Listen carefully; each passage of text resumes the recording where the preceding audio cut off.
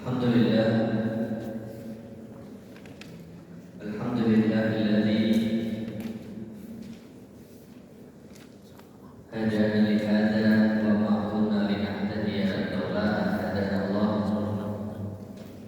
Asyhadu an la ilaha illallah wahdahu la syarika lah wa asyhadu anna Muhammadan abduhu wa rasuluhu la nabiyya ba'dah. Allahumma shalli wa sallim wa barik wa karrim wa majid wa tarham wa tahannan ala sayyidina wa maulana Muhammadin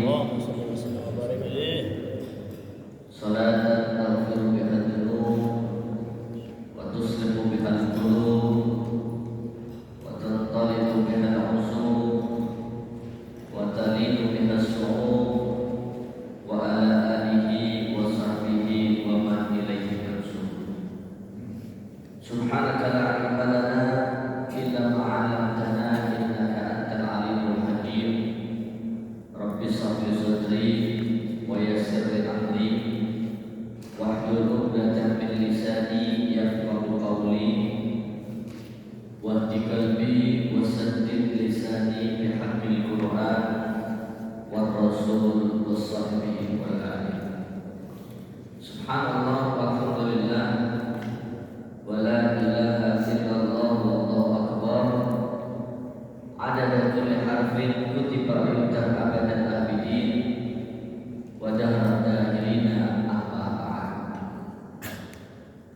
Syukur alhamdulillah selalu kita menjaga kehadiran Allah Subhanahu wa taala atas anugerah yang diberikan kepada kita semuanya, terkhusus di malam ini Allah Subhanahu wa taala mengizinkan kita, memberikan kita hidayah untuk melaksanakan suatu kewajiban yang harus kita lakukan, yaitu menuntut ilmu yang insyaallah apa yang kita cari, apa yang kita dapatkan ilmu di malam ini mudah-mudahan membawa manfaat kepada kita semuanya, baik di dunia ataupun nanti di akhirat. Amin ya rabbal. Salawat serta salam kita curah limpahkan kepada junjungan alam baginda Nabi Agung Muhammad sallallahu alaihi wasallam, juga kepada sahabat, keluarga dan pengikutnya hingga yaumil qiyamah. Hadirin muslimin yang dimuliakan Allah Subhanahu wa taala, masih dalam pembahasan kita Al-Qawaid Al-Mukhtarah, masuk dalam pembahasan tentang ilmu as-safar li talabil ilmi. Kita masuk pembahasan tentang bagaimana kita bepergian mengenai bepergian untuk menuntut ilmu. Qadimah Harun ar-Rasyid al-Madinah. Khalifah Harun ar-Rasyid datang ke kota Madinah. Wa kana qad balaghahu anna Malik bin Anas indahu Muwatta yaqra'uhu ala-nas. Dan sampai kabar kepada beliau Khalifah Harun ar-Rasyid bahwasanya ada seorang ulama yang bernama Al-Imam Malik bin Anas yang mempunyai kitab hadis bernama Al-Muwatta. Itu beliau Al-Imam Malik bin Anas mengajarkan kepada umat. Fawajjaha ilaihi al-Barbaqi. Kemudian Khalifah Harun ar-Rasyid mengutus seorang yang bernama Al-Barbaqi untuk menghadap kepada Al-Imam Malik bin Anas. Faqala, kemudian kata Khalifah Harun ar-Rasyid, akrimhu salam, kirimkan salam kepada Malik bin Anas. Wa qul lahu, katakan kepadanya, yahmilu ilayya al-kitab fayaqra'uhu alayya. biar dia itu datang ke sini membawa kita, artinya kita kuatar tersebut. Kemudian Imam Malik bin Anas suruh mengajari aku atau membacakan kitab kuatar di hadapan atau mengajarkan Khalifah Harun al-Rasyid.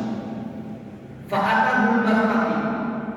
Kemudian Al-Barmaki ini hanya mendatangi Khalifah Harun al-Rasyid, mendatangi Imam Malik bin Anas.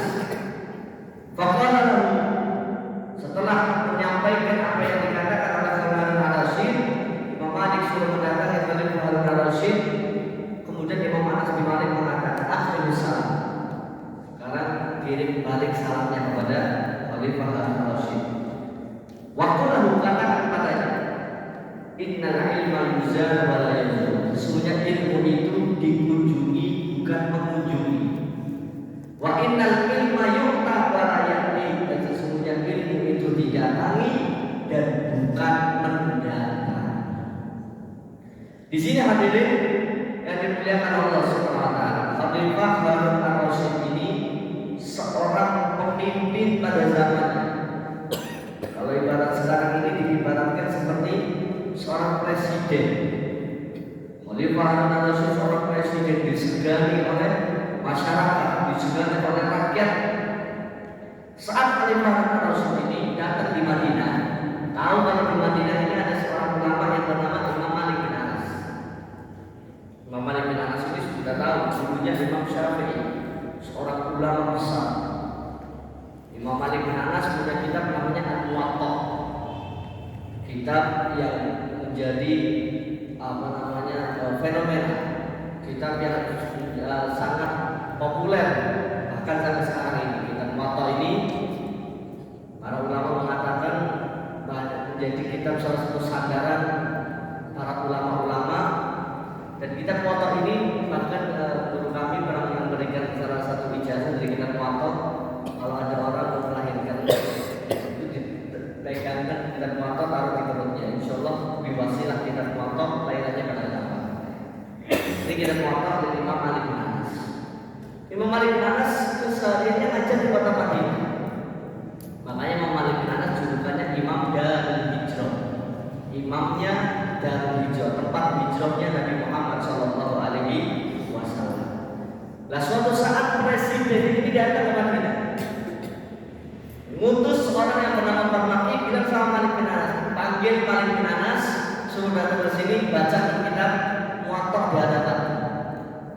Kata Imam Malik bin Anas, kalau dia butuh ilmu dia datang ke sini. Bukan ilmu yang datang orang yang menuntut ilmu, tapi orang yang menuntut ilmu harus mencari ilmu. Ilmu itu dikunjungi bukan mengunjungi. Ilmu itu didatangi bukan mendatangi. Walaupun itu kelas Khalifah Harun al-Rasyid yang paling berat, kalau yang butuh dia datang. Kalau dia butuh karena bakal mendatangi. Imam Malik bin Anas bukan berarti di sini tidak tidak nurut, tapi di sini ingin mengajarkan bagaimana keutamaan ilmu. Ilmu ini tidak mudah diperjualbelikan, tidak mudah untuk diantarkan ke suatu. Ilmu ini begitu mahal. Makanya kata ilmu itu diibaratkan atinikulah uktibah. Kata ilmu ibaratkan para ulama, berikan semua yang kamu miliki, nanti aku akan beri kalian ilmu cuma setetes kok. Kata ilmu. Artinya ilmu ini tidak mudah. Kita harus ada usaha, harus ada semangat, harus ada modal, terus semuanya harus ada semua. Baru kita bisa mendapatkan ilmu. Dan ini kemudian selanjutnya apa? Kala Jabir bin Abdullah. Diriwayatkan ada seorang yang bernama Al-Imam Jabir, seorang sahabat bernama Jabir bin Abdullah. Rahala Jabir bin Abdullah dari Madinah ila Misra ma'asyratin min sahabat. Suatu saat Jabir bin Abdullah bersama beberapa sahabat yang jumlahnya ada 10 orang. Sahabat Nabi jumlahnya ada 10 orang. Fasadu Syahram, itu melakukan perjalanan dari kota Madinah menuju Mesir. Dari kota Madinah menuju Mesir. Dari kota Madinah menuju Mesir ini bukan perjalanan yang pendek, perjalanan yang jauh. perjalanan selama 1 bulan dari Madinah menuju Mesir. Ini sahabat Jabir bin Abdullah bersama 10 sahabat yang lainnya itu melakukan perjalanan 1 bulan dari Madinah menuju ke Mesir. Untuk apa? Untuk mendapatkan fi haditsin balaghahu an Abdullah bin Unais al-Ansari yuhadditsu bihi an Rasulillah hatta sami. Untuk mendapatkan satu hadis yang diriwayatkan dari sahabat yang bernama oleh Abdullah bin Unais, yang sahabat Abdullah bin Unais ini mendengar dari Rasul Shallallahu Alaihi Wasallam. Bayangkan, hanya mendapatkan satu hadis, harus melaksanakan perjalanan selama 1 bulan. Bukan hanya modal waktu, tentunya modal tenaga, tentunya 1 bulan modal perbekalan, modal meninggalkan anak keluarga, anak istrinya, semua ditinggalkan untuk mendapatkan apa? Satu hadis Nabi Muhammad Shallallahu Alaihi Wasallam. Satu hadis ditempuh 1 bulan. Kalau kita di sini alhamdulillah tidak usah melaksanakan berbulan-bulan, tapi kita mendapatkan beberapa ilmu, kita mendapatkan beberapa hadis. Maka ini suatu penyemangat bagi kita semua. Kemudian diceritakan Qala Habib Ahmad Al-Habsyi Sahibus Syaikh, ada seorang ulama habaib dari golongan habaib namanya Habib Ahmad Al-Habsyi Sahibus Syaikh. Beliau yasrah, melakukan perjalanan minal Husaisah ila Ainan. Beliau melakukan perjalanan dari daerah yang ada di Hadramut namanya Husaisah menuju ke daerah yang bernama Ainan. Untuk apa? Lihuduri madrasah Syekh Abu Bakar bin Salim, hanya untuk menghadiri madras pengajiannya di tempat ilmunya Syekh Abu Bakar bin Salim. Melakukan perjalanan dari satu daerah namanya Husaisah sampai ke daerah yang bernama Ainan. Yang mana hadirin, jaraknya antara Husaisah sampai ke Ainan ini kurang lebih itu sekitar 41 km. Kurang lebih perjalanan menempuh jalan jauh sejauh 41 km. Kalau dari Tegal sampai mana? Kalau mana kan golek ilmu kudu mari Pekalongan. Bayangkan. Ini beliau Ahmad Muhammad Al-Habsyi Sahibus Syaikh. Setiap mau hadir madrasah Syekh Abu Salim, beliau melakukan perjalanan sejauh 41 km. Begitu juga Habib Ahmad bin Zaid Al-Habsyi. Habib Ahmad bin Zaid Al-Habsyi yang punya kitab Risalatul Jami'ah. Ali biasanya Risalatul Jami'ah. Nah, ini yang diajarkan oleh Ustaz Ali Abdul Atas. Beliau ketika mengajarnya itu kitab Risalatul Jami'ah karangan Habib Ahmad bin Zaid Al-Habsyi. Ini dulu Habib Ahmad bin Zaid Al-Habsyi muridnya Al-Imam Qutbul Irsyad Habib Abdullah bin Alawi bin Muhammad Al-Haddad, kakeknya Habib Muhammad bin Tahir. Habib Ahmad bin Zaid dahulu itu kalau menempuh ilmu, untuk mencari ilmu, perjalanannya untuk mendatangi Habib Abdullah bin Al-Haddad, saat itu Habib Ahmad bin Zaid Al-Habsyi itu berada di Hongkong. Adapun Habib Abdullah bin Al-Haddad itu ada di Tering. Itu kalau misalkan melakukan perjalanan hadirin, setiap mau ngaji, setiap mencari ilmu, guru katakan sangat seminggu sekali jalan itu perjalanannya mencapai jarak 49 kilo atau 48 kilo. Bayangkan, ini setiap minggu beliau melakukan perjalanan hadir. Kemudian sehingga hadirin tidak heran, kita tidak heran kalau melihat orang-orang itu dahulu itu ketika mereka ngaji nyari ilmu itu berapa barokah ilmunya, karena mereka ini benar-benar dalam mencari nyari ilmunya saja tempatnya sudah jauh, saking sulitnya. Nah ini makanya mereka ketika belajar benar-benar serius. Kalau kita kan kayaknya yang paling jauh di mana ya? Ini yang berangkat yang paling jauh di mana? Berangkat ini paling ada di sini. Kalau saya paling jauh di Tegal. Daripada nggak jauh, artinya nggak ada yang jauh nih. Gak ada yang sampai harus ke Pekalongan, gak ada yang harus ke Cirebon. Kita alhamdulillah. Artinya apa? Kita nggak usah melakukan perjalanan jauh-jauh, tapi kita di sini nggak bingung untuk mencari ilmu. Tentunya untuk apa tujuannya kita membaca kitab ini, menceritakan kisah ini agar kita ini lebih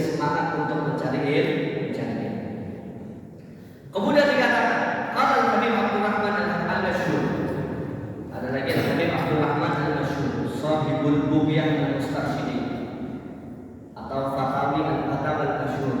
Beliau dalam Rahmat al-Masyhur ini seorang ulama yang sangat luar biasa dalam salah satunya dalam fanul fikih, dalam ilmu fikihnya. Beliau punya kitab Bughiyah al-Mustarsyidin menjadi rujukan juga untuk para ulama-ulama dalam hal fikih. Berapa banyak orang yang mengambil ilmu dari beliau Abdul Rahman al-Masyhur, karena kehidupan beliau ini benar-benar dengan keilmuan, benar-benar menjalani sunnah dan sesuai syariat Nabi Muhammad SAW.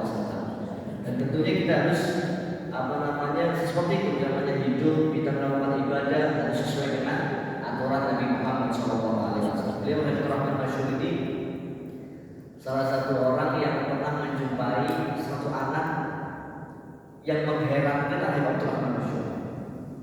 Abdul Rahman al-Masyhur ini pernah sebenarnya beliau ahli fikih. Kalau orang ahli fikih, kalau sholat saja 2 rakaat, kalau orang ahli fikih 2 rakaat itu mendapatkan sunnah minimal ada 1000 sunnah. Kalau orang ahli fikih ini ketika sholat mendapatkan sunnah dapat 1000 sunnah. Bayangkan kita sholat berarti ibadah minimal dapat 1000. Jadi kalau orang paham, tapi makanya enaknya nonton itu seperti itu. Dia Abdul Rahman al-Masyhur kalau sholat selalu mengamalkan sunnahnya sesuai dengan apa yang dianjurkan. Ini dilakukan oleh Abdul Rahman al-Masyhur. Suatu saat Abdul Rahman al-Masyhur mendapati ada satu anak kecil belum masuk umur balik. Kemudian Abdul Rahman al-Masyhur ketika sholat di belakang anak tersebut, ketika melihat anak tersebut sholat, kaget. Anak tersebut sholat seperti seorang ulama, seorang fakih besar. Kok bisa ini orang sholat seperti itu? Biasanya kalau kita masih kecil ya seperti sholat, seperti batal latihan. Sholat tidak, ini belum balik dari anak kecil itu sholat dengan luar biasa. Kalian teman musuh bingung, penasaran apa yang saya, apa yang aku nyari ibu gurunya ini siapa? Anak selesai sholat, atau masuk tanya, ini siapa yang ngajarin sholat? Kok sholat ini bagus seperti itu? Oh, anak ini kata ini aku ini tidaklah melakukan sholat yang aku lakukan semua ini kecuali aku mengikuti gerakan yang dilakukan oleh ayah. Artinya apa? Kita masuk di bahwasanya anak ini mempunyai pengaruh besar terhadap orang tuanya. Apa yang dilakukan orang tuanya, anak bakal ikuti dengan orang tuanya. Orang tuanya melakukan sunnah-sunnah, anaknya pun ikuti sunnah. Orang tuanya maksiat, nanti anaknya juga bakal membawa maksiat. Makanya pas lah kan. Ini bahasa mengatakan apa, buah jatuh tidak jauh dari pohonnya. Ini agak pas dengan apa yang dialami oleh Habib Abdul Rahman al-Masyhur. Ini hadir. Beliau Abdul Rahman al-Masyhur juga yang membuka ibad tarim. Beliau setelah beberapa pondok di Hadramaut saat itu tutup setelah ribat sebut, itu diantara yang membuka ribat tarim adalah Habib Abdul Rahman al-Masyhur. Beliau mengatakan kata Abdul Rahman al-Masyhur, kuntu waktu talabul ilm asiru ila sebun ada kata sebun waktu yang diwaminta ada kata sebun ada sebun di sini berbeda pendapat. Lakulah sebun kata Abdul Rahman al-Masyhur, dulu aku itu saat mencari ilmu, aku itu menempuh perjalanan ila sebun wal hawdah, menuju ke sebun dan hawdah wala aisyah, dan aku tidak bawa bekal apapun. Aku ini artinya tidak bawa makanan roti lah, tidak bawa bekal cara sekolah, tidak bawa gembes, tidak bawa. Aku berangkat nyari ilmu, alasan berangkat tidak bawa apa-apa. Bapak bertanya, kadang-kadang kalau malam itu bila selesai. Kadang-kadang karena aku tidak bawa bekal, ketika datangnya waktu malam, aku ini tidur tanpa makan malam. Wanas mulai pulang karena tidak makan malam. Akhirnya bukan karena tidak makan malam, beliau juga seorang ibadah. Dan kami pun menghidupkan malam sekutunya. Nanti malam aku gunakan untuk ibadah. Wanas akhirnya nanti di akhir malam aku keluar ke satu masjid namanya Masjid Toha. Nakun sampai-sampai saking aku nggak bawa makanan, asa ada masjidnya yang itu dan bawah. Aku berharap mudah-mudahan aku datang ke tempat masjidnya, mudah-mudahan dikasih kopi. Karena berharap pengen dapat kopi karena perjalanan dari bawah bekal ini. Alhamdulillah kita ini kayak drama masyhur. Kita nggak usah berharap kopinya nggak ada ini. Ini disediakan, artinya apa? Artinya mobil udah pada habis. Anaknya berminum jadi. Baik. Artinya apa? Alhamdulillah sekarang kita ini dikemas, dibikin pembelajaran enak, AC, duduknya nyaman, dikasih kopi, santai, dan harus melakukan perjalanan. Harusnya kalau kita lebih muda, harusnya kita bisa melebihi mereka. Ini mereka kan orang-orang as-sakibah. Yang ngasih mereka dengan yang ngasih kita sama, siapa? Allah. Allah yang dahulu dan Allah yang sekarang sama. Makanya mudah-mudahan kita ini semakin berusaha, semakin semangat untuk mencari ilmu-ilmunya Allah Subhanahu wa Ta'ala. Amin ya rabbal. Waktu Syekh Salim, kemudian ada lagi seorang yang bernama Syekh Salim Bafadhal. Ada seorang ulama bernama Syekh Salim Bafadhal. Min kibarin a'immah al-mu'tamadi wal ulama al-muhaqqiqin. Syekh Salim Bafadhal ini merupakan salah satu pembesar atau imam yang menjadi rujukan saat itu, bahkan ulama yang tahqiq, ulama yang bisa jadi sandaran. Wa kana ilmu an dari safinahnya Hadramut Ahya. Dahulu itu di Hadramut sempat ilmu ini hampir hilang. Ilmu ini hampir di zamannya Syekh Salim Bafadhal. Ilmu hampir hilang. Kemudian Ahya. Akhirnya Syekh Salim ini tersadarkan. Wadalik annahu safar fi talabil ilm wa makatha arba'ina sana fil Iraq wa ghairihi. Karena Syekh Salim ini sadar ilmu ini semakin hilang, akhirnya Syekh Salim keluar dari rumahnya. Beliau mencari ilmu, kemudian beliau belajar di negeri Irak selama berapa tahun? Arba'ina sana, 40 tahun. Irak dan daerahnya. Sampai-sampai apa? Saking lamanya ini Syekh Salim belajar, ya dulu ahlu anukata. Sampai-sampai di keluarganya ini menyangka bahwa Syekh Salim ini udah mati. 40 tahun. Wala khobar, wala syekh, wala telepon. Dahulu mana telepon ini? Apalagi WhatsApp, apalagi BBM, ada chat kan? Telepon aja paling susah. Surat, wala surat. Nggak ada khobar, ada di sana, wala khobar, wala syekh. 40 tahun tidak ada kabar. Keluarganya harus mati ya Salim. Ibadah seperti itu. Syekh Salim sudah meninggal. Semaja setelah 40 tahun ternyata Syekh Salim kembali lagi. Wadar wasafi biladi baladi. Akhirnya mulai beliau mengajarkan ilmunya. Wa akbar alaihi talabatul ilmi min kulli makan. Santri-santri mulai datang kepada Syekh Salim. Sampai-sampai dikatakan wa hassala ilma ala yadihi khalqun katsir. Sampai-sampai banyak ilmu yang keluar dari Syekh Salim dan banyak murid-muridnya. Hatta balagha adadu muftin fi tarikh 300 muftin fi asli wahid wa sumul musannifil katsirin. Sampai-sampai hadirin di zaman Syekh Salim, muridnya Syekh Salim itu yang jadi mufti itu 300 orang. Mufti ini tidak gampang. Mufti ini perlu, tidak semua orang ulama bisa mufti. Mufti ini harus ada syarat-syarat, harus hafal sekian ratus ribu hadis, harus bisa ini istiqomah usul fikih. Ini bukan satu, 300 mufti di zamannya Syekh Salim. Beliau Syekh Salim Bafadhal, seorang ulama yang sangat luar biasa. Jadi diceritakan dalam Zaid. Kemudian diceritakan lagi, karena wahid min al-kathir min al-bizarah. Ini dahulu ada seorang dari bangsa Al-Qatiri. Ini di Tegal banyak ini Al-Qatiri. Al-Qatiri ini juga beliau juga orang ini dari keluarga Al-Binsanat. Ada orang dari keluarga bangsa Al-Qatiri yang mana beliau juga sanada nasabnya juga dari Al-Binsanat. Suatu saat orang ini dakhala fisik, tua dia, umurnya tambah tua. Ada yang mengatakan umurnya sampai 80 tahun. Kayak 80 tahun ya. Wis kangelan.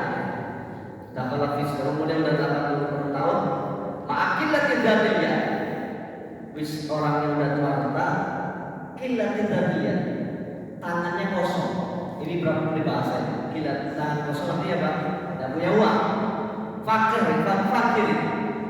Sampai-sampai fakor dalam dunia. Sampai-sampai keluarga-keluarga yang lain ini mengatakan, keluarganya mengatakan, maafina kokoh infak alaih. Kami tidak punya uang untuk biaya kamu, wahai fulan, dari bangsa Batiri. Kamu nggak tahu, safir, damai akal. Kamu kalau pengen makan, kamu pergi saja sudah. Muter-muter sana, mungkin cari makan. Kalau kamu keluar, insya Allah dapat makan. Kata keluarga ini, saking fakirnya. Tapi disuruh keluar nyari makan sendiri. Kayak burung ini, disuruh terbang sendiri. Jadi keluar, ada yang ada. Hanya falsafah. Ini orang ini pergi. Waktu lama sholat ila matalin, ma'at lababi. Setiap orang yang dari bangsa Al-Madinah ini sampai ke satu tempat, orang-orang ini tidak ada yang nyambung ini kan? Artinya nggak ada yang nyapa ini nggak ada. Ya karena apa? Tua, larat ini. Siapa kalau orang kaya biasanya banyak ini. Kalau di dunia ini ada yang apa? Kalau orang fakir ini, ya nggak dapat kemuliaan. Dan ini memang kelihatan saya Umar. Isu dunia gimana? Kemuliaan dunia orang-orang ini patokannya mulia ini biasanya dengan harta. Tapi nanti izul akhirat bisa dengan harta. Kemuliaan akhirat nanti, mulia benda nanti tergantung amal soleh. Kalau di dunia kita nggak kenal sama orang, orangnya maaf, compang-camping, kelihatan fakir, biasanya tidak dihafal. Kalau seperti tidak. Coba kalau pakai rapi, pakai mobil, kita lain, wong sugi. Jadi beliau karena termasuk golongan orang yang fakir, setiap beliau ke satu tempat tidak ada yang nyambut, wala akad labba, tidak ada satupun yang memanggil wala nyambut. Hatta dakhala sampai akhirnya beliau sampai di negara India, Faqala lahu penduduk India yang nanya sama orang ini, hal fika alat atau askara, kamu punya alat untuk menjadi tentara? Kata ini, lah, tidak ada. Hal fika alat atau fitnah, kamu punya alat untuk jadi rewang? Apa misalkan punya pacul lah, apa cungkir, artinya kerja. Kamu punya cungkir, punya pacul, punya kuas. Lah, dan punya orang ini pergi sudah punya apa?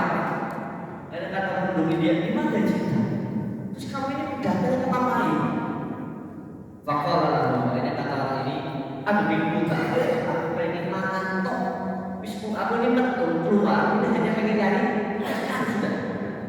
Faqala lahu, kemudian kata penduduk dia, inna fil hind, ada di India balada, satu daerah yuqalu laha, satu daerah di India nama kotanya itu Ad-Dihli. Ad-Dihli kok tidak terlihat. Ad-Dihli ibu kotanya India. Apa Dihli? Kalau sekarang New Delhi. Ya kalau New Delhi. Kalau di India ibu kotanya itu New Delhi. Ini bahasa Arabnya Dihli. New Delhi. Kata beliau, kata orang India ini, India itu ada satu daerah namanya New Delhi. New Delhi ini ibu kotanya India. Kalau Indonesia ibu kotanya apa? Sekarang udah bukan Nusantara, saya. Jadi New Delhi. Kata orang India, "Wafiha mahatur min ladina yatlubul ilma sir ilaiha." New Delhi ini di situ ada tempat untuk orang-orang yang mencari ilmu, kamu datangi dah. Biasanya jualan ilmu orang anaknya, bisa datang ke situ. Artinya ada yang bisa diminum, ada yang buat makan, sudah dia datang ke situ buat New Delhi. Orang tersebut hanya pergi ke New Delhi.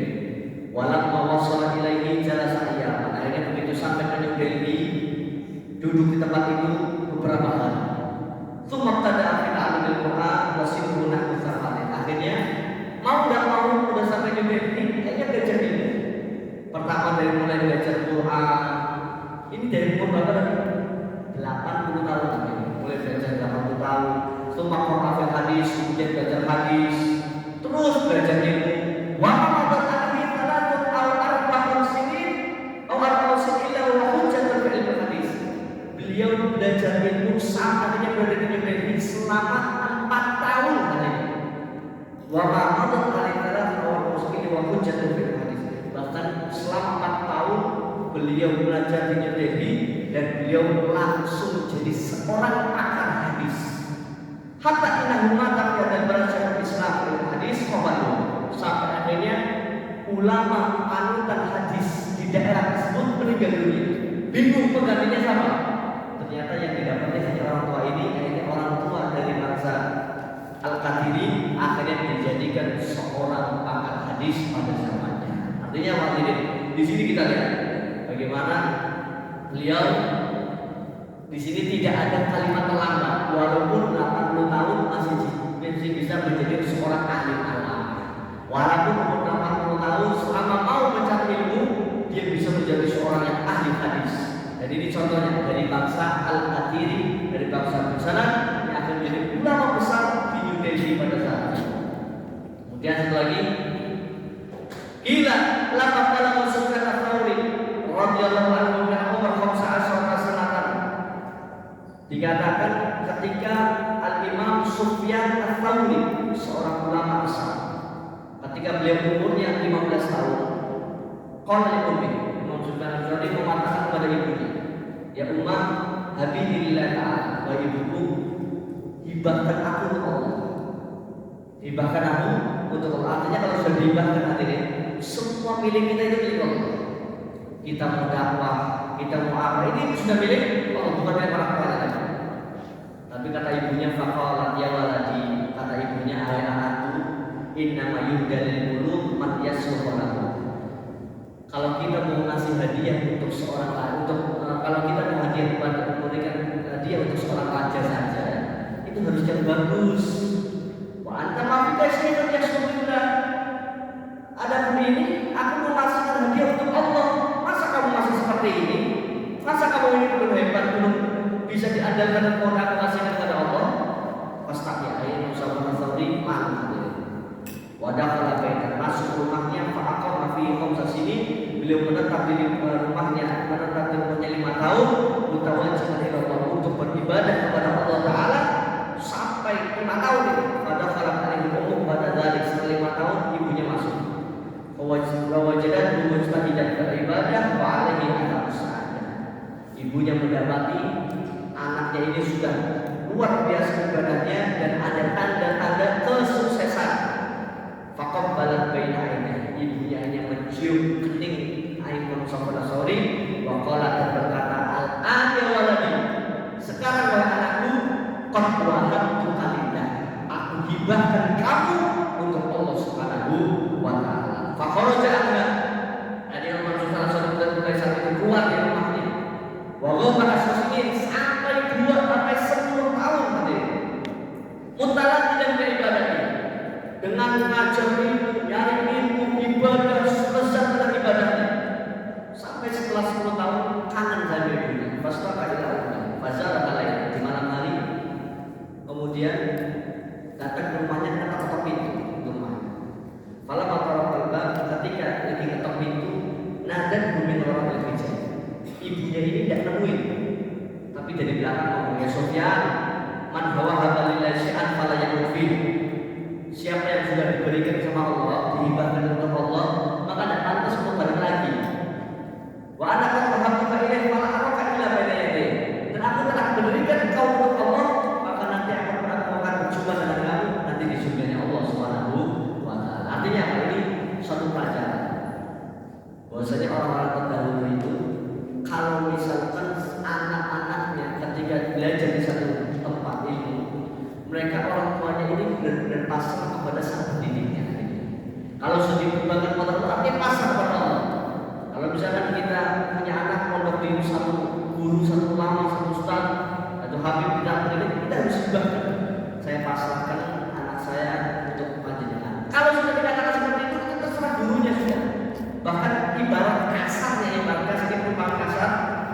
sampai diibaratkan andaikan kan dipateni gurune kesuwen. Ibaratnya seperti itu, ibarat ini meskipun Tuhan satu yang diperintahkan mati ini ibarat pan diapakan dari gurune kesuwen. Kalau kita mempunyai anak untuk menjadikan untuk belajar ilmu, kita harus benar-benar mengubahkan anak kita, memberikan anak kita sampai dengan waktunya nanti. Selesai gurunya sudah mendapat memberikan ridho untuk pulang, silakan pulang. Tapi kalau belum mendapatkan ridho, tidak boleh pulang, karena sudah kita berikan kepada orang tua. Kata yang zaman sekarang, maaf zaman sekarang beda sama zaman dulu. Dan zaman dulu anak pondok pasal mendapat pengkuannya, dapat anak apa dia apa terserah orang tuanya. Zaman sekarang kadang baru mondok seminggu, wis telepon, kita mana orang yang dijemput pengkuannya. Sebelum pemberian materi panas disebut, artinya apa masalah pihak pondok pesantren dan pihak posra sama pihak pengajarnya. Nah ini makanya ada heran kalau kurang greget ilmunya, kurang mantap ilmu, karena kurang kita pasrahkan anak kita untuk mencari ilmu kepada guru. Makanya orang-orang terdahulu orang tuanya sangat mendukung anaknya untuk menjadi orang yang soleh. Orang-orang terdahulu orang tuanya sangat memasrahkan anaknya untuk mencari ilmu, sehingga mereka benar-benar dididik oleh guru-gurunya dan mereka tidak keluar dari pondok pesantren, dari tempat pengajarnya, tempat belajarnya, kecuali sudah mendapatkan keridhaan dari gurunya. Ini yang menjadi sebab orang-orang terdahulu menjadi sukses dunianya, sukses akhiratnya. Mudah-mudahan kita mendapatkan keberkahan dari orang-orang terdahulu, orang-orang saleh.